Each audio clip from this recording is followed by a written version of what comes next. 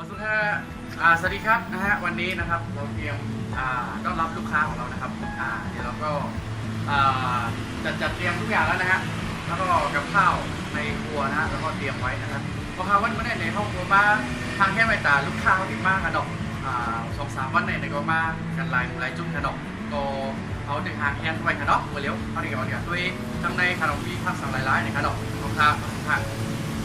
ลูกค้าเขามากันดอก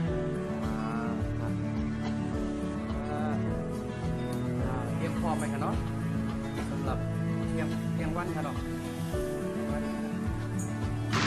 ย่างมาเร็วนี่ก็เป็นไม่ต้องมาหอยหูในกันเนาะได้หอยหูเนาะกาเขาสั่งไว้กันเนาะ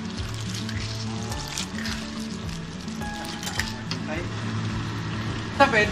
กีกล้วยหุงพักเลื่อนหน่อยครับเนาะในน้ำผักครับเนาะกล้วยเถินครับสัมเดมีในเป็นห้องเป็นผักค้ามในขนมกามไตขนมคนไทยได้ดีห้องว่ายอดผลลันเต้าหน่อยครับผักค้ามซาครับเนาะในก็ไข่ไก่ครับเนาะแต่ได้ใส่ผักค้ามซานะครับนี่คือไข่นะครับไข่ต้มนะใส่กับยำยอดผลลันเต้านะฮะหรือภาษาไทยเรียกผักค้ามซาแล้วก็มีผักเขียวขั่วนะครับหรือว่าผักรวมไทยใหญ่นั่นเองฮะเป็นผักบ้านๆแบบนี้นะครับก็ใส่หลายอย่างเลยนะครับนี่อร่อยนะขายดีแล้วก็จะมีผักเลือนนะครับอันนี้ใส่แกงปีนะฮะได้ผักเลือนขนาดเขาใส่พริกกล้วยหุ้งหน่อยครับได้ก็จะเป็นน้ำพริกคู่ขนมอันนี้ก็น้ำพริกยอดนิยมของไต้ขนม